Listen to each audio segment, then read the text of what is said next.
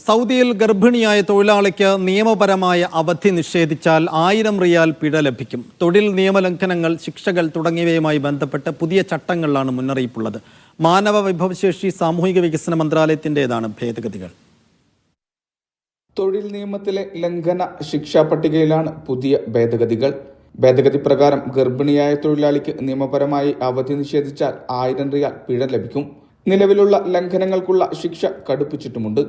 മന്ത്രാലയം ആവശ്യപ്പെടുന്ന ഫിനാൻഷ്യൽ ഗ്യാരണ്ടിയുടെ അഭാവം, അനുമതിയില്ലാതെ പ്രവർത്തിക്കൽ, തൊഴിലാളികളുടെ വിവരങ്ങൾ മന്ത്രാലയത്തിന്റെ സിസ്റ്റത്തിൽ രേഖപ്പെടുത്താത്തത്, കരാറിൽ തൊഴിലാളികളുടെ അവകാശങ്ങൾ വ്യക്തമാക്കാത്തത്, അടിയന്തര സാഹചര്യങ്ങളിൽ പ്രവർത്തിക്കാനുള്ള പ്ലാനിന്റെ അഭാവം, ലൈസൻസ് മറ്റൊരാൾക്ക് കൈമാറുക അല്ലെങ്കിൽ ഉപയോഗിക്കാൻ അനുവദിക്കുക തുടങ്ങിയവ നിയമലംഘനങ്ങളായി കണക്കാക്കും.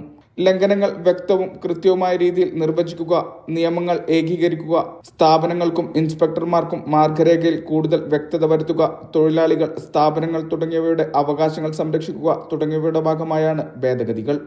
Mishal Cherpulassery, media 1, Riyadh.